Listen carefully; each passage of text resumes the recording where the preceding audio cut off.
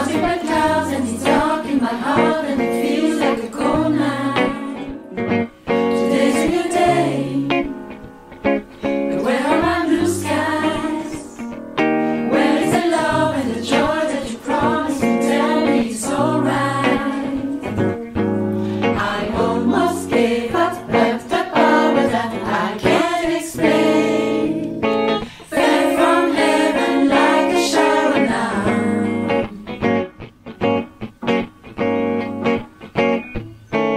I smile, even though I hurt, say I smile. I know God is working, so I smile. Even though I've been here for a while, I smile, smile.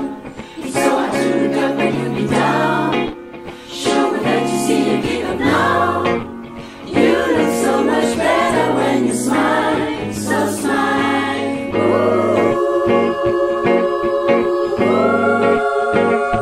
Today's a new day, but there is no sunshine. Nothing but clouds and it's dark in my heart and it feels like a cold night. Today's a new day, but tell me where are my blue skies? Where is the love and the joy that you promised me? Tell me it's alright.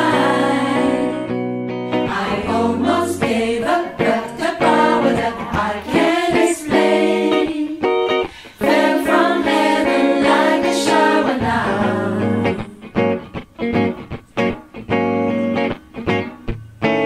I smile, even though I hurt, see I smile. I know God is working, so I smile. Even though I've been here for a while, I smile, smile. It's so hard to look up when you've been down. Sure would hate to see you give up now. You look so much better when you smile, so smile, smile for me. Can you just smile for me? Smile for me. Can you just smile for me? Oh, oh, oh. You look so much better when you, oh, oh, oh. You look so much better when you, oh, oh, oh.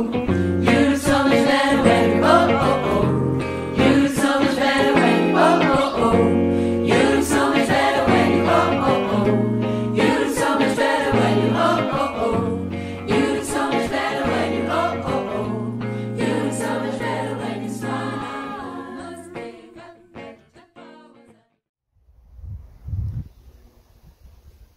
Frères et sœurs, que la grâce et la paix vous soient données à tous et à toutes de la part de Dieu le Père et de Jésus-Christ le Seigneur, par le lien et par la communion du Saint-Esprit. C'est une joie pour nous de vivre ce culte tous ensemble, peut-être pour une semaine encore, parce que peut-être que dans plusieurs paroisses de notre consistoire, nous aurons aussi la joie de vivre ce culte bientôt aussi en direct, mais c'est une joie quand même de vivre ce culte ensemble, même si apparemment nous sommes séparés, les uns dans leur bureau, les autres dans leur salon, les autres dans leur cuisine, les autres dans leur chambre, que sais-je. Malgré tout et malgré les apparences, nous sommes ensemble. Pourquoi? Parce qu'il y a un esprit, l'Esprit Saint. Aujourd'hui, particulièrement en Pentecôte, nous voulons nous en souvenir. Eh bien, c'est cet Esprit Saint qui se pose sur chacun de nous, qui habite en chacun de nous, là où nous sommes, dans des lieux apparemment séparés, et qui fait de chacune de ces personnes une communion, une communauté, pour vivre ce culte, oui je le dis, ensemble. Alors que ce culte d'aujourd'hui, que ce culte soit une fête dans le cœur, dans l'âme, dans l'esprit, que ce culte soit béni par Dieu, au nom du Père, du Fils et du Saint-Esprit. Amen.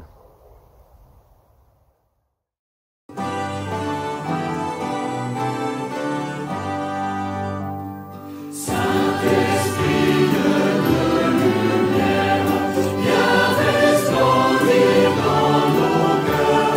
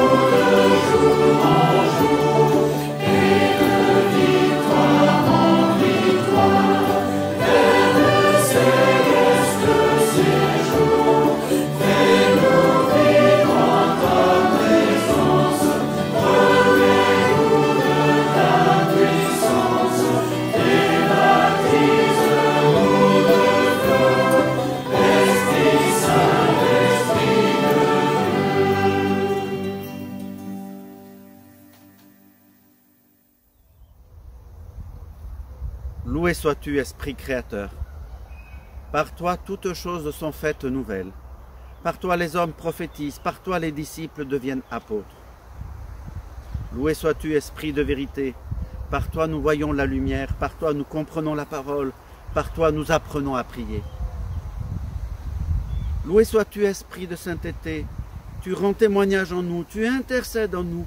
Tu nous assistes et tu nous guéris. Loué sois-tu, Esprit de force et de puissance, Esprit de flamme et de feu, Esprit de sagesse et d'espérance. Loué sois-tu, Saint-Esprit, Esprit de Dieu. Amen.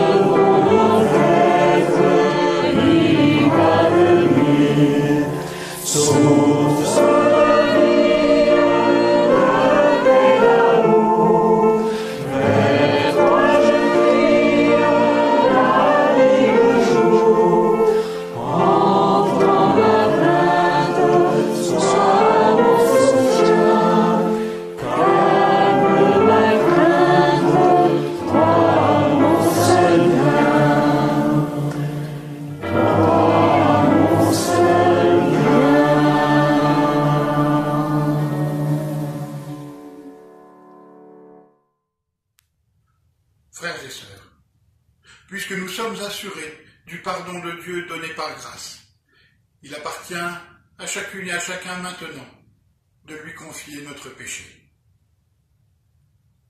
Oui Seigneur, nous nous tournons vers toi avec nos questions, nos fatigues, peut-être même nos colères, nos déceptions.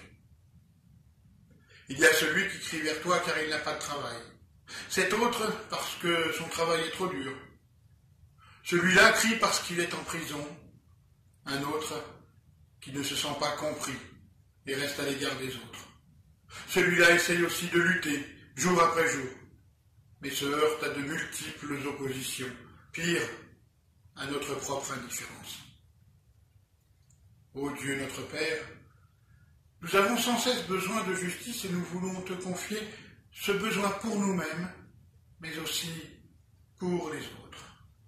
Nous voyons l'injustice, la barbarie, tout autour de nous, mais nous la voyons aussi à l'œuvre en nous. nous avons besoin d'agir différemment, d'être davantage réceptifs aux autres et d'être moins préoccupés de nous-mêmes, moins égoïstes.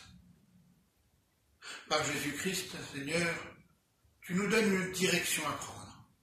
Par ton enseignement, tu nous as tracé un chemin.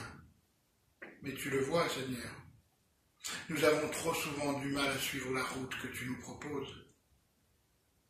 Et ce matin, nous venons vers toi tels que nous sommes, chacune et chacun avec sa propre sincérité, son propre repentir, car toutes et tous nous savons que tu accueilles quiconque s'approche de toi. Alors oui, frères et sœurs, accueillons la parole de pardon que Dieu nous offre en Jésus-Christ. Cette parole a la force de nous remettre debout, tout en nous ouvrant le chemin. Par Jésus-Christ, Dieu n'est pas venu pour nous condamner, mais pour nous sauver.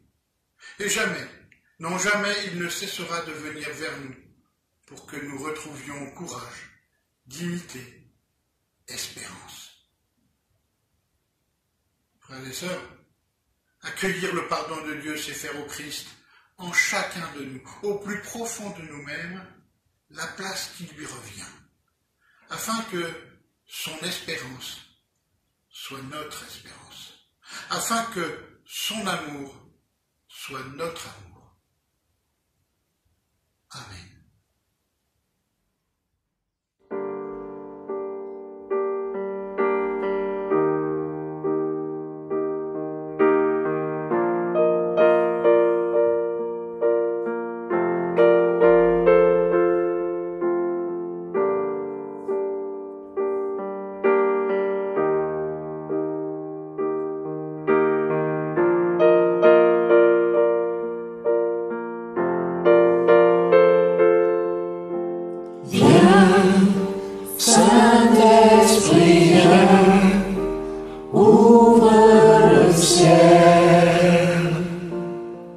Descends sur nous, viens, Saint-Esprit, viens, feu éternel,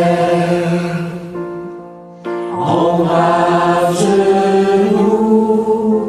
viens, Saint-Esprit, viens, touche la terre, descends sur nous, viens, Saint-Esprit, viens, amour du Père, embrase-nous, sois le feu qui me guérit, sois l'amour qui me bénit, voici mon cœur, voici mon cœur.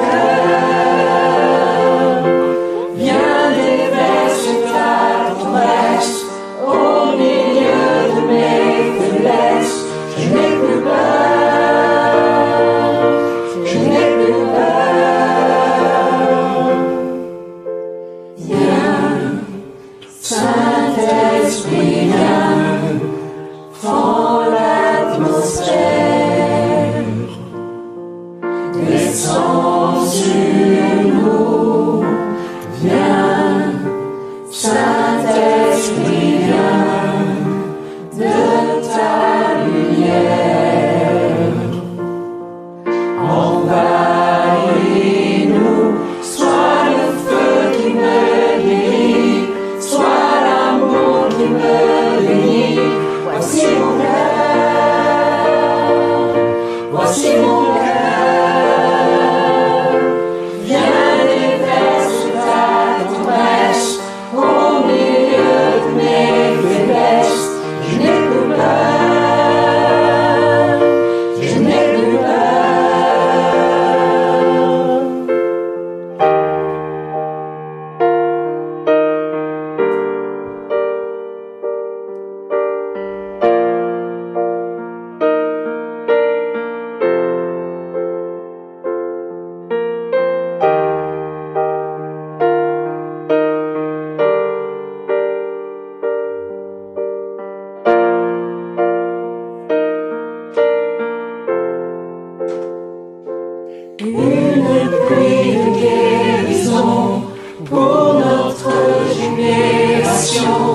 Voici nos cœurs, voici nos cœurs, dans l'onction de ton esprit, dans l'amour qui m'envahit, je n'ai plus peur, je n'ai plus peur.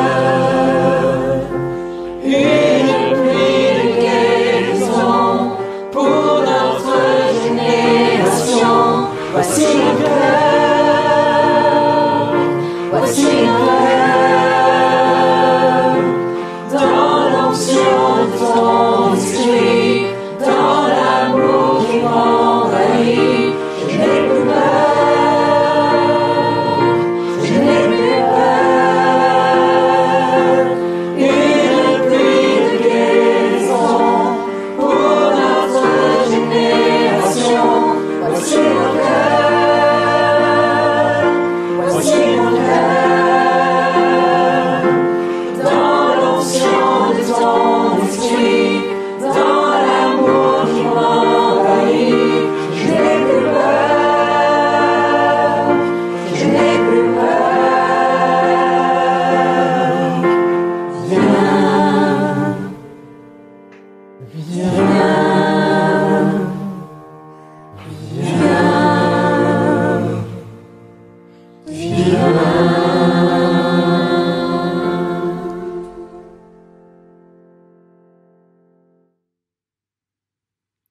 Avant de lire dans la Bible, nous prions. Seigneur Dieu, merci pour ton Saint-Esprit, celui que tu promets, spécialement ce jour de Pentecôte. Oui, nous t'en prions, envoie-nous cet Esprit, celui qui nous permet de t'appeler Père, Abba, celui qui nous permet de discerner ta volonté, celui qui nous fait découvrir à travers la lecture de cette Bible la figure de ton Fils, le Christ, au nom duquel nous te prions. Amen. Alors je lirai le texte du jour, le texte dans le livre des Actes des Apôtres au chapitre 2, les versets 1 à 13, le récit de Pentecôte. Lorsqu'arriva le jour de la Pentecôte, ils étaient tous ensemble en un même lieu. Tout à coup, il vint du ciel un bruit comme celui d'un violent coup de vent, qui remplit toute la maison où ils étaient assis. Des langues leur apparurent qui semblaient de feu et qui se séparaient les unes des autres. Il s'en posa sur chacun d'eux. Ils furent tous remplis d'Esprit Saint et se mirent à parler en d'autres langues selon ce que l'Esprit leur donnait d'énoncer. Or, des Juifs pieux de toutes les nations qui sont sous le ciel habitaient à Jérusalem. Au bruit de ce qui se produisit, la multitude accourut et fut bouleversée, parce que chacun les entendit parler dans sa propre langue. Étonnés, stupéfaits, ils disaient « Ces gens qui parlent, ne sont-ils pas tous galiléens? Comment se fait-il que chacun de nous les entende dans sa langue maternelle ?» Parthes, Mèdes, Élamites, habitants de Mésopotamie, de Judée, de Cappadoce, du Pont, d'Asie, de Phrygie, de Pamphylie, d'Égypte, de Libye cyrénaïque, citoyens romains, juifs, prosélytes, crétois et arabes, nous les entendons dire dans notre langue les œuvres grandioses de Dieu. Tous étaient stupéfaits et perplexes, ils se disaient les uns aux autres, « Qu'est-ce que cela veut dire ?» Mais d'autres se moquaient d'eux en disant, « Ils sont pleins de vin doux. » En ces temps de reprise où le monde semble redémarrer, entendre un message clair, dans une langue compréhensible, sur les sujets importants de la vie, voilà, je crois, un des défis qui est celui de notre société, le nôtre. Mais on ne peut pas dire que ce soit vraiment le cas. Sur les cultes, on a bien compris. Oui, c'est possible. Mais selon quelles règles ? Il y en a des claires, des simples, mais quand on y réfléchit, compliquées à mettre en œuvre. Et si bien évidemment, il faut choisir la sécurité, jusqu'où pousser les règles ? Sur ce simple sujet, qui est celui des églises, c'est compliqué de décider et de savoir. Alors imaginez sur des sujets qu'on maîtrise moins ou qu'on ne maîtrise pas du tout. Faut-il encourager tel traitement? Faut-il ne pas l'encourager? Faut-il soutenir la croissance en consommant? Oui, sans doute. Mais quelle consommation? Comment changer quand on n'en a pas les moyens, ni même l'idée? Par où commencer? Par quoi commencer? Il y a tant d'arguments, il y a tant de paroles, il y a tant d'invectives dans tous les sens. Tant de conseils, tant de paroles d'experts, tant de paroles de pseudo-experts. Qui croire? Qui suivre? Bref, on entend bien qu'il y a une cacophonie à tous les niveaux. Ou ce qui n'est pas mieux, on entend bien qu'il y a un silence assourdissant d'institutions, de structures, de hiérarchie, de gouvernance, qui au lieu de parler, même pour dire qu'elles ne savent pas, se taisent, et au fond apportent encore plus de confusion qu'avant, nous laissant bouche bée, à ne pas savoir qui croire, que faire, ou vers qui ou quoi aller. Et au fond, les apôtres, je crois, étaient dans la même situation. D'abord, on ne sait pas vraiment qui était présent. Le texte met un « il » au départ. Si on va regarder avant le chapitre 1, on peut comprendre qu'ils étaient 120, on peut comprendre qu'ils étaient plus, on ne sait pas très bien qui était là. Le texte, quand on le lit, le récit de la Pentecôte parle juste de croyants. Ils, les croyants.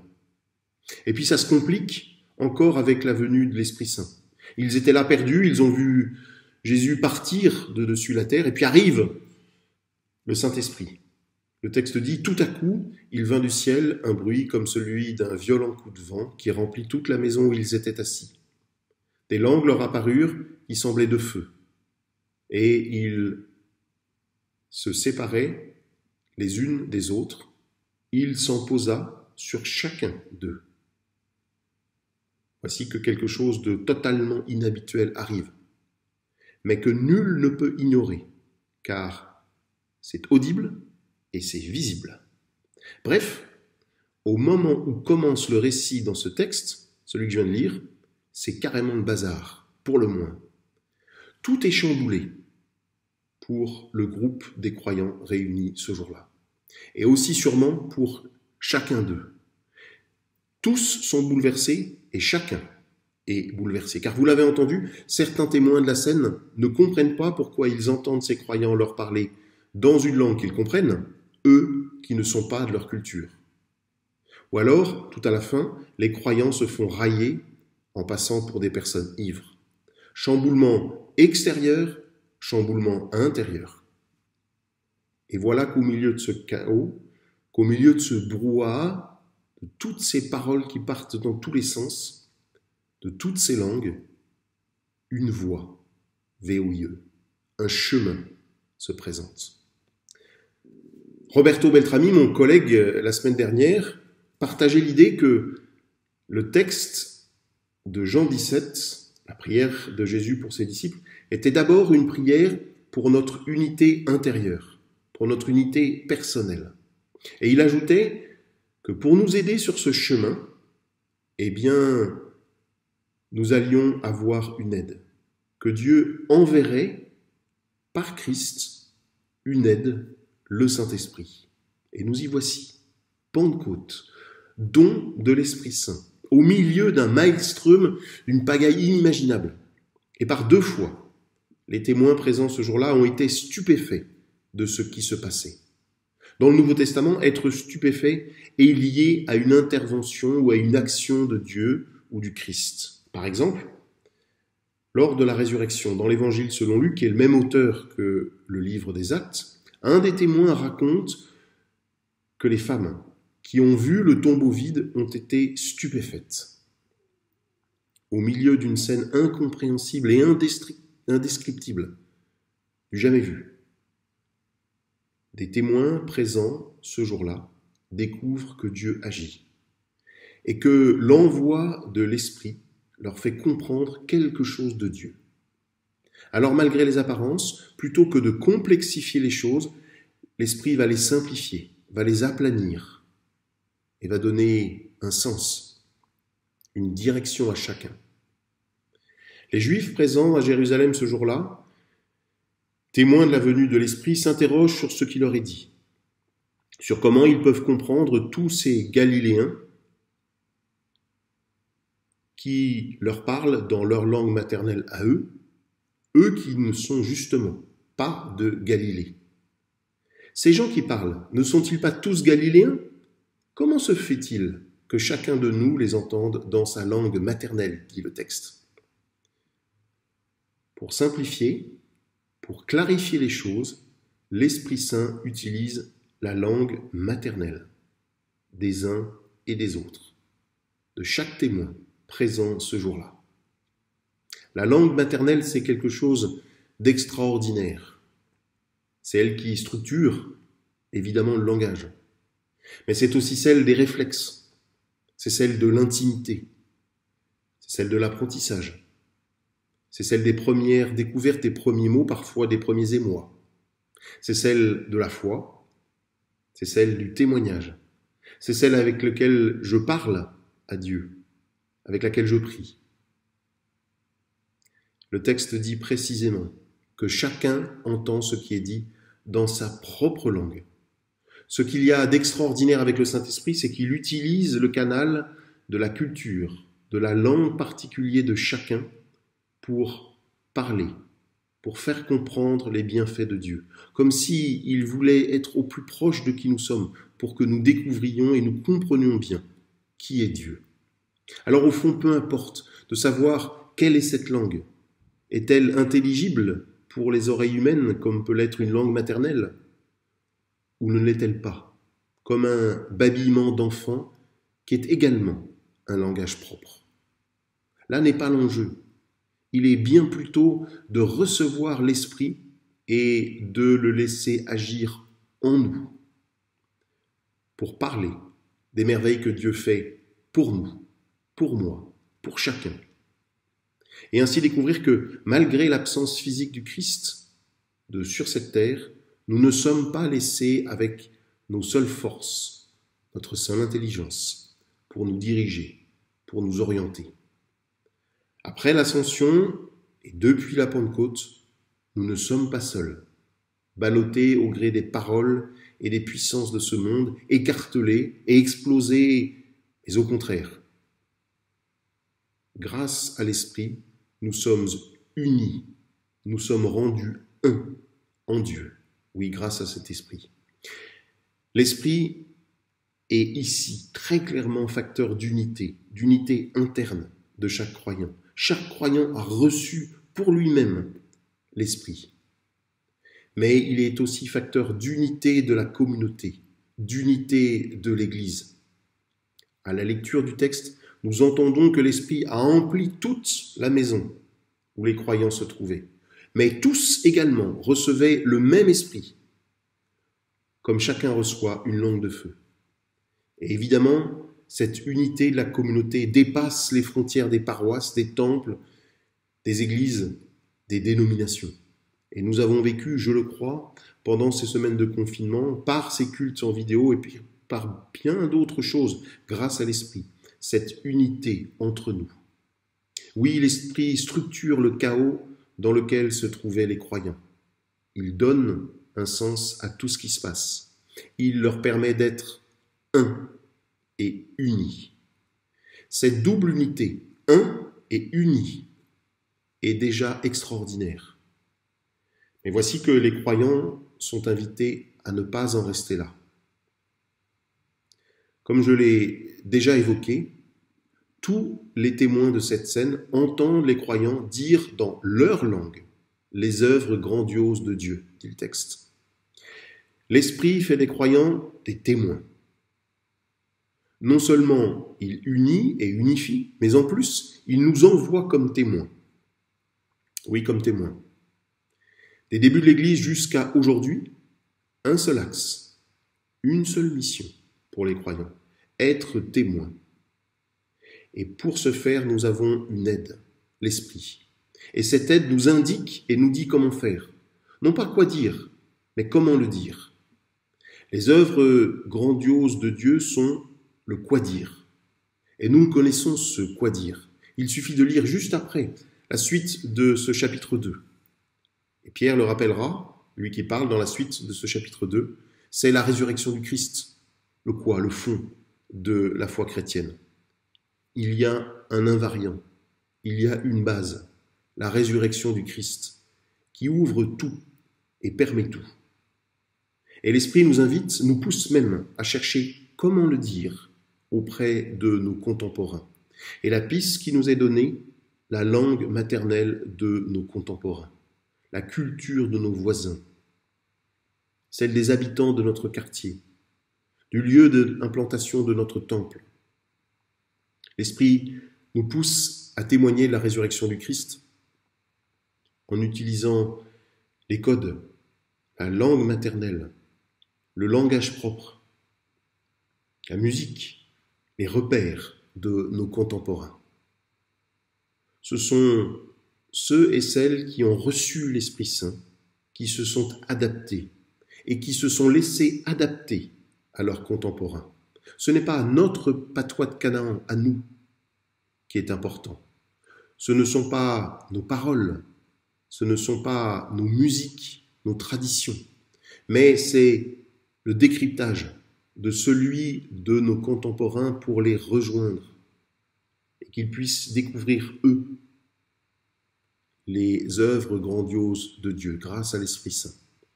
Alors pour nous, membres du consistoire de l'Arc phocéen, et puis peut-être pour vous aussi qui nous regardez d'ailleurs, c'est notre dernier culte sous cette forme vidéo.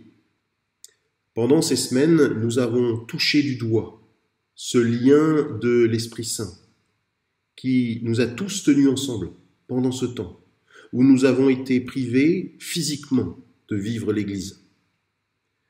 Cet esprit qui nous tient ensemble également le fait pour les autres chrétiens et nous met en communion tous les uns avec les autres, avec les chrétiens de tous les temps et de tous les lieux, qui, dans beaucoup d'autres endroits que le nôtre, vivent parfois bien plus difficilement et sont empêchés bien plus durement que nous de vivre leur foi. C'est une des œuvres grandioses de Dieu qu'il a faites pour nous et qu'il continue à faire, de nous maintenir ensemble. C'est cela qui nous brûle de l'intérieur et qui nous envoie rayonner. En ce temps de déconfinement, est-ce que nous allons nous replier chacun dans notre temple à parler notre langue, celle que nous parlons entre nous, ou est-ce que nous allons oser parler la langue maternelle de nos contemporains? La question est de savoir, est-ce qu'après le temps où nous nous serons retrouvés ensemble, temps attendu, temps justifié, temps important, est-ce que nous allons à la suite sortir de nos lieux de culte, sortir de nos lieux d'engagement pour rejoindre nos contemporains qui ont soif, pour leur dire les œuvres grandioses de Dieu? Si nous choisissons cette piste, alors soyons assurés que nous avons une aide, l'Esprit Saint, celui de Pentecôte, celui de la Bible, celui qui vient de Dieu promis par le Christ. Demandons-le, laissons-le nous remplir. Il nous aidera à parler, il nous aidera à agir, très certainement et très vraiment. Amen.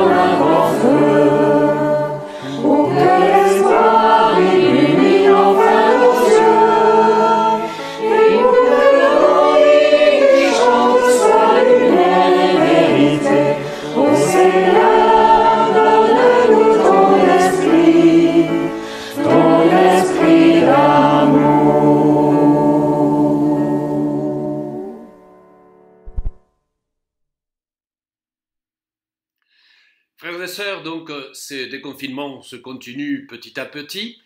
Et comme la plupart des communautés, nos communautés aussi vont reprendre le chemin du culte. Pas de ce culte vidéo, mais du culte réel avec des personnes réelles et non pas devant une caméra.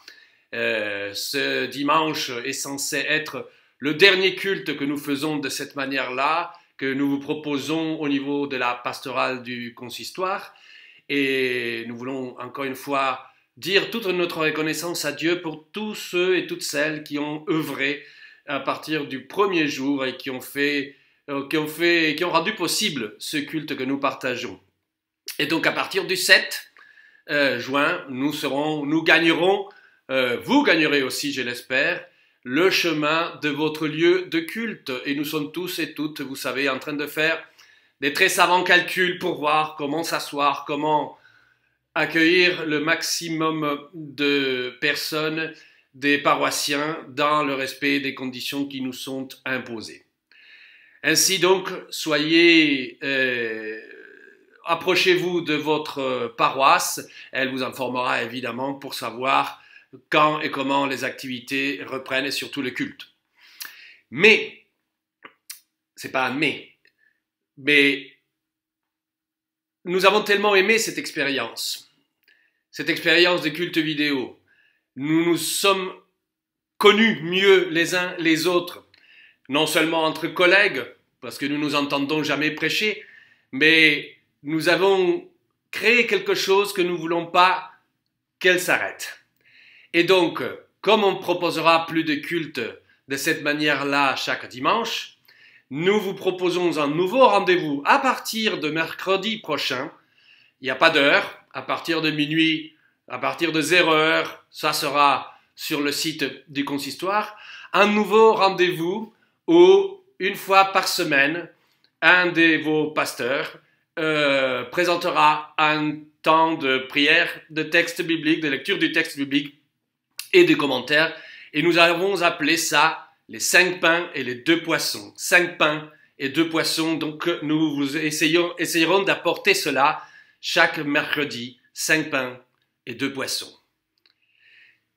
C'est aussi maintenant le moment de l'offrande. Vous savez que nous allons gagner, heureusement, nos lieux de culte et ça nous permettra de déposer encore une fois nos offrandes comme on le faisait auparavant. Il ne faut pas oublier, aujourd'hui, jour de Pentecôte, que l'Église vit de la descente de l'Esprit sur chacun et sur chacune, qu'elle naît et qu'elle vit de l'Esprit Saint. Et que l'Esprit Saint, nous dit le livre des Actes, poussa les uns et les autres à mettre tout en commun. Nous ne demandons pas aujourd'hui cette mise en commun de tout, mais nous vous demandons de penser à ce que l'existence de l'Église doit à cette mise en commun de nos offrandes pour le bien de tous. Je vous invite à la prière. Dieu éternel, toi que nos mots peuvent évoquer mais jamais contenir, nous te remercions pour tout le son et le silence, pour les couleurs et les symboles qui, à travers les siècles, ont aidé les célébrations de ton Église à être vraies et pertinentes.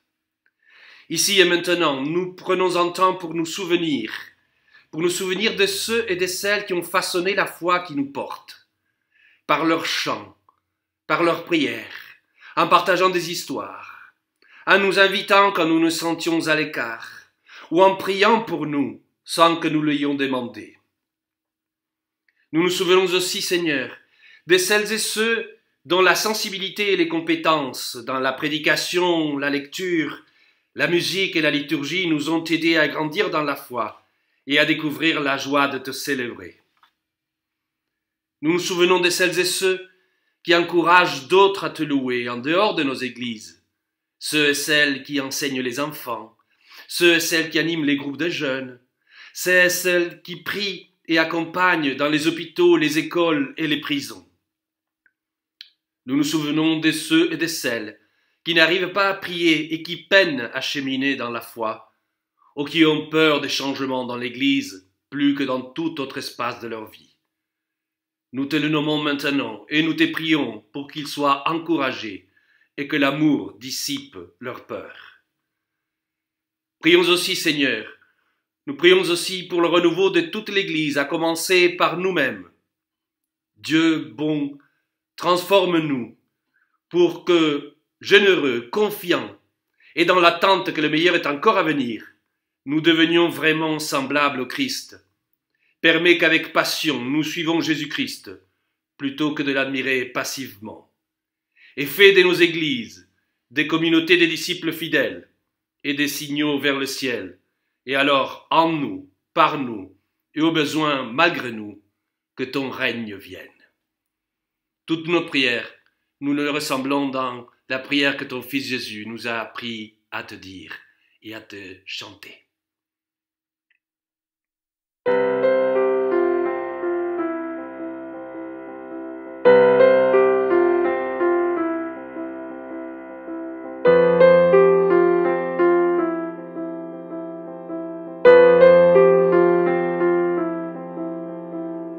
Notre Père qui es aux cieux, que ton nom soit sanctifié,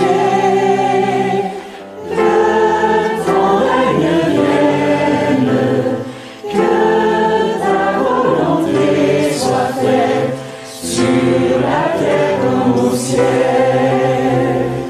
Donne-nous aujourd'hui notre pain de ce jour.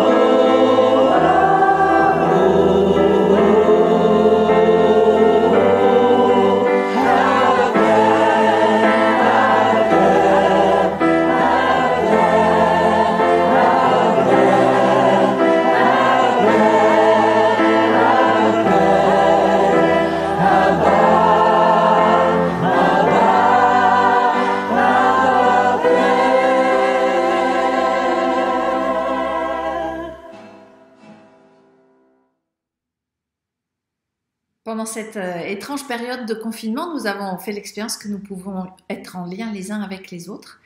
Alors, ce sont maintenant des frères et sœurs de l'Église qui habitent un peu loin d'ici, mais qui sont tous passés à un moment ou à un autre partager notre vie à Marseille, qui vont porter pour nous une parole d'envoi, une parole qui nous accompagne avec espérance dans le monde.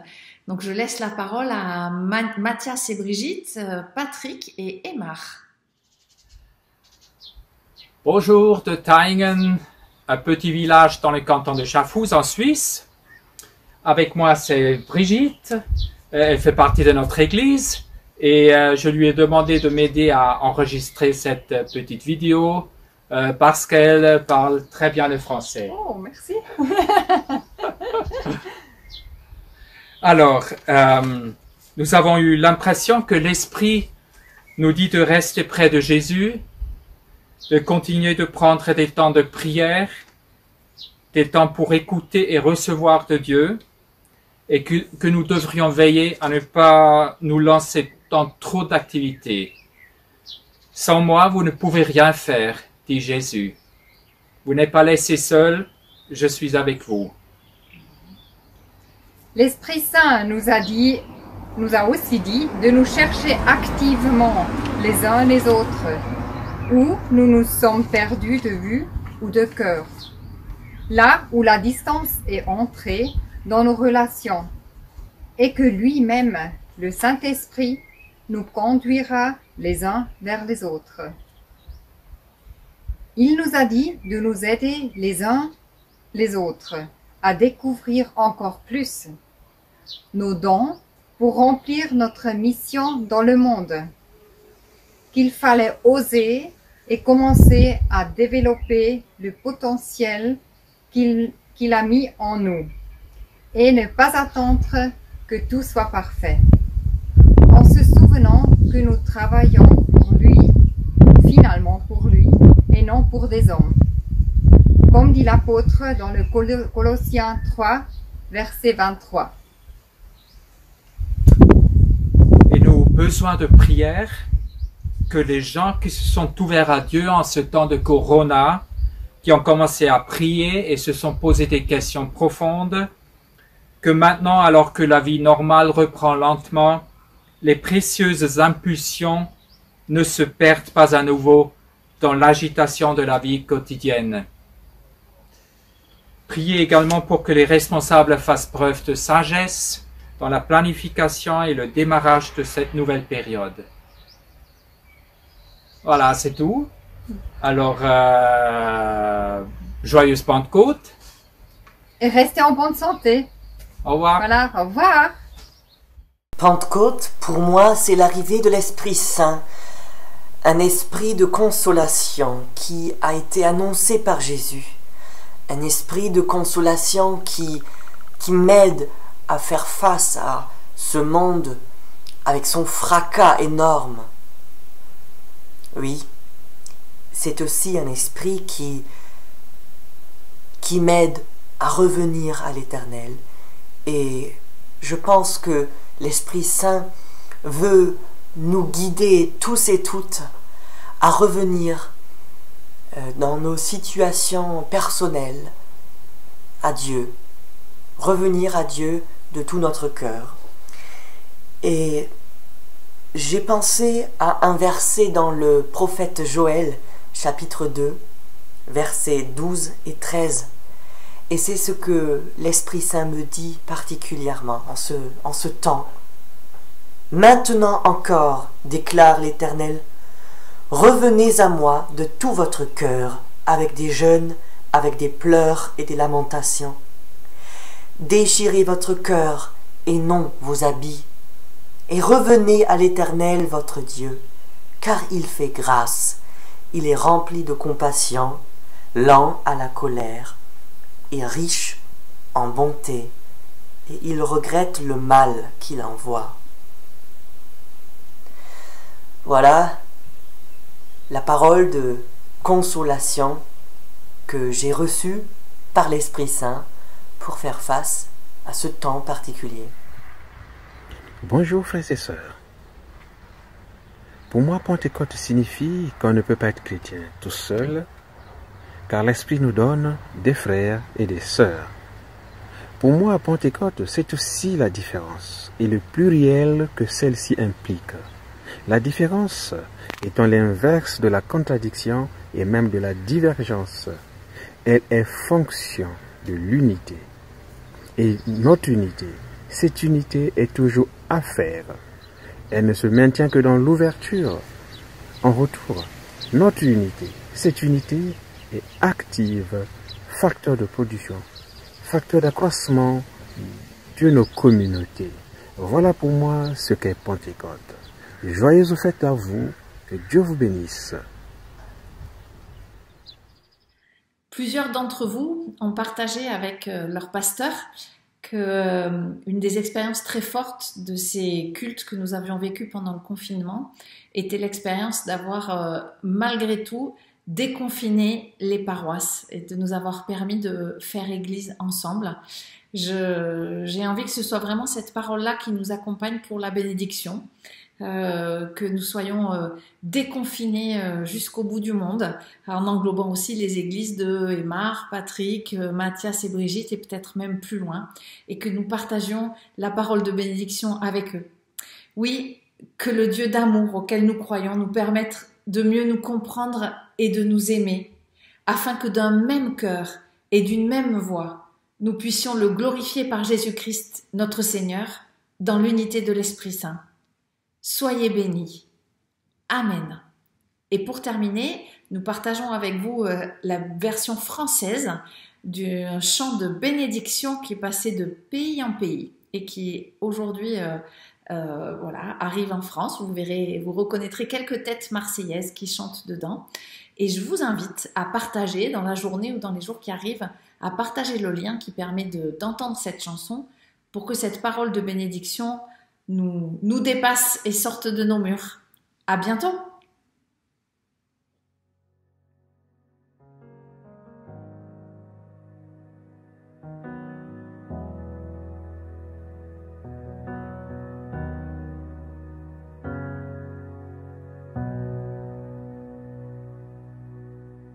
Dieu te bénit et te garde.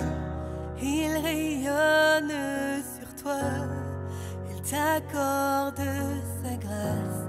Ton Dieu se tourne vers toi, te donne la paix.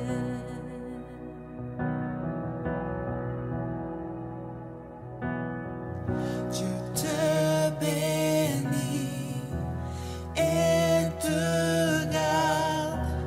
Il rayonne sur toi, il t'accorde sa grâce. Ton Dieu se tourne vers toi, te donne paix.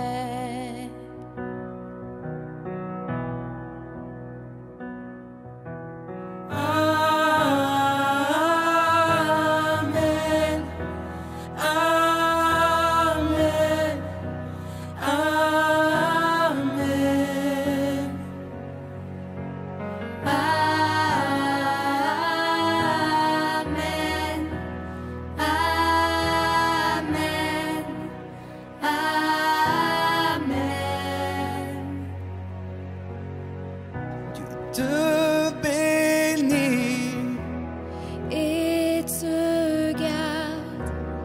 Il rayonne sur toi, Il t'accorde sa grâce. ton Dieu se tourne vers toi, te donne la paix.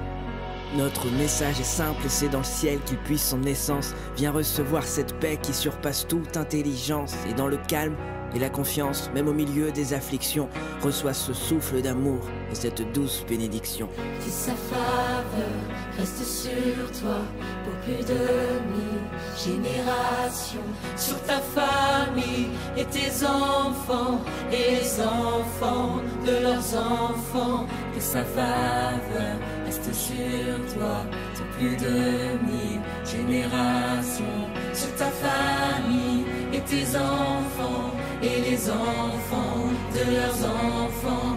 Que sa faveur reste sur toi pour plus de 1000 générations, sur ta famille et tes enfants et les enfants de leurs enfants.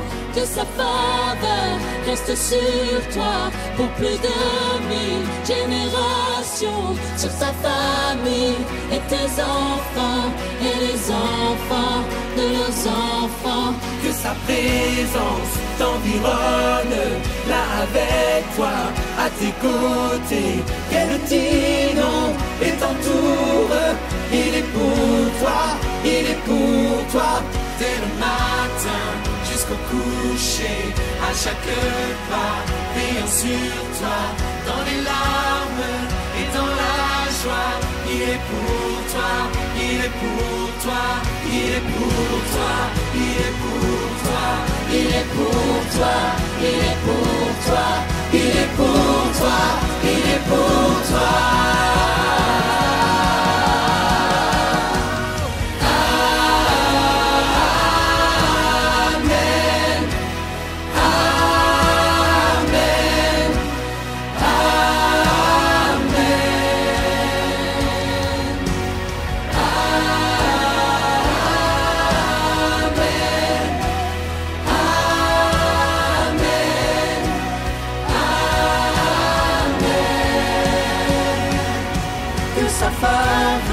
Reste sur toi pour plus de 1000 générations, sur ta famille et tes enfants et les enfants de leurs enfants. Que sa présence t'environne, là avec toi, à tes côtés, que t'inonde et t'entoure. Il est pour toi, il est pour toi, dès le matin jusqu'au coucher, à chaque pas, veillant sur toi, dans les larmes et dans la joie. Il est pour toi, il est pour toi, il est pour toi, il est pour toi, il est pour toi.